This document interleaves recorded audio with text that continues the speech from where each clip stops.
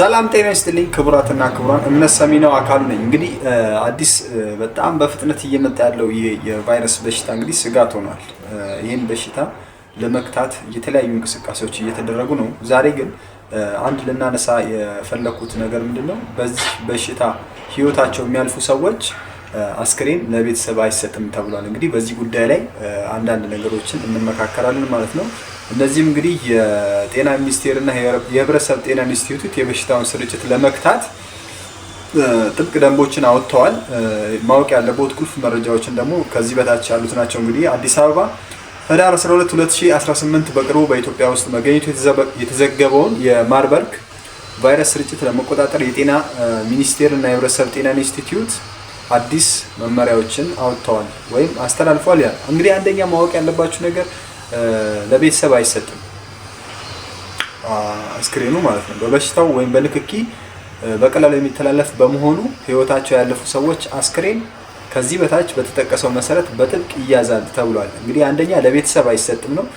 የቫይረሱ ሰለባ የሆኑ ሰዎች አስክሬን ለቤተሰብ አይሰጥም። ሁለተኛ አይታጠብም። አስክሬኑን መታጠብ ወይም ማበላሸት አይፈቀድም። ሶስተኛ ደህንነቱ የተጠበቀ ቀብር ነው የሚደረግለት። አስክሬኑ በጤና ባለሙያዎች ክትትል በተጠበቀ መንገድ የቀብር ስነ ስርዓቱ ይፈጸማል የተባለው።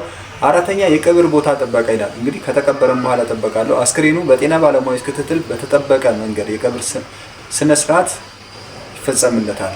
አራተኛ የቀብር ቦታ ጥበቃ፣ ቀብር የተፈጸመባቸው ቦታዎች ተጨማሪ ስርጭት እንዳይኖር በጥንቃቄ መመራት እና መጠበቅ አለባቸው ይላል። አምስተኛ ላይ የተቀመጠው ነገር ምንድነው? የማህበረሰቡ ትብብር ይላል። ማህበረሰቡ ምን ማድረግ አለበት? የበሽታውን አሳሳቢነት ተረድቶ ይህን አስቸጋሪ ውሳኔ መቀበልና መተባበር እንዳለበት ቀርቧል። አስክሬን ይሰጠኝ ምናምን ብሎ ግርግር እንዳይፈጠር ነው። እንግዲህ ስለ ማርበርግ ቫይረስ ቁልፍ መረጃዎች ተብሎ የተቀመጡ፣ አንደኛ የመተላለፊያ መንገድ በንክኪ ከህመምተኛው ሰው ፈሳሽ ጋር ንክኪ ሲፈጠር መሆኑ ታውቋል። ሁለተኛ የተሳሳተ ግንዛቤ ወይም እንደ ኮሮና ቫይረስ በአየር አይተላለፍም። በአየር እንደዚህ በሳል በምን ይተላለፋል? በንክኪ ነው። ቀጥታ በንክኪ ይተላለፋል። 3 የሞት ምጣኔ ከ24% እስከ 88% ድረስ ይደርሳል። ከኮቪድ እጅግ የከፋ ነው። ይሄ ከ24% እስከ 88% ገዳይ ነው። ገዳይነቱ የተረጋገጠ ነው። ከህመም በኋላ እንግዲህ ቫይረሱ በወንድ የዘር ፈሳሽ ውስጥ እስከ 1 ዓመት ሊቆይ ይችላል ይላል። እንግዲህ በወንድ የዘር ፈሳሽ ውስጥ እስከ 1 ዓመት ድረስ ሊቆይ ይችላል። ይሄ በጣም ከባድ በሽታ ነው። 5 ለዳኑ ሰዎች ማስጠንቀቂያ፣ ከህመሙ ያገገሙ ወንዶች ለ1 ዓመት ልቅ የሆነ የግብረ ስጋ ግንኙነት ከመፈጸም መቆጠብ አለባቸው። እንግዲህ በዚህ ቫይረስ ተይዘው ያገገሙ ሰዎች እስከ 1 ዓመት ድረስ ቫይረሱ በወንድ ዘር ፍሬ ውስጥ ፈሳሽ ውስጥ ስለሚቆይ ከልቅ ከሆነ የግብረ ስጋ ግንኙነት እንዲጠበቁ ተገልጿል ማለት ነው። 6 ተገቢውን ክትትልና ሕክምና ተደርጎለት የዳነ ሰው ከቫይረሱ የጸዳ ከሆነ በሽታውን ማስተላለፍ አይችልም ተብሏል። የወቅቱ ስታቲስቲክስ እንደሚያመለክተው የተመረመሩ ሰዎች እስካሁን 33 ናቸው። በሽታ የተገኘባቸው 6 ሰዎች ናቸው። በሽታው ህይወታቸውን የቀጠፋቸው 3 ሰዎች ሲሆኑ በህክምና ላይ ያሉ በህይወት ያሉ 3 ሰዎች አሉ ማለት ነው። ይህ መረጃ ይፋ የሆነ የጤና ሚኒስቴር ከህብረተሰብ ጤና ኢንስቲትዩት ጋር በመተባበር ለሚዲያ ባለሙያዎች ባዘጋጀው የግንዛቤ ማስጨበጫ ላይ የተወሰደ ነው።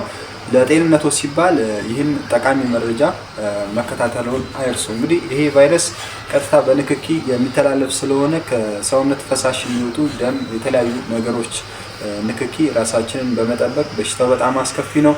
ከዚህ በሽታ ራሳችንን ጠብቀን ጤንነታችንን አቆይተን ከዚህ አይነት በሽታ እንግዲህ ምን ማድረግ አለብን? በጣም መጠበቅ መቻል አለብን ማለት በጣም አስከፊ ነው። ከሌላው አሁን ኮሮና ምናምን ከሚባለው በሽታ በፊት ከነበረው በሽታ ከሱ በላይ እስከ 88% ገዳይነቱ የተረጋገጠ ነው። ጤንነታችሁን ጠብቁ። አዳዲስ የሚወጡ መረጃዎችን ተከታተሉ። እምነት ሰሚ ነው አካሉ ነኝ። አመሰግናለሁ ስለተከታተላችሁኝ። ይመቻችሁ።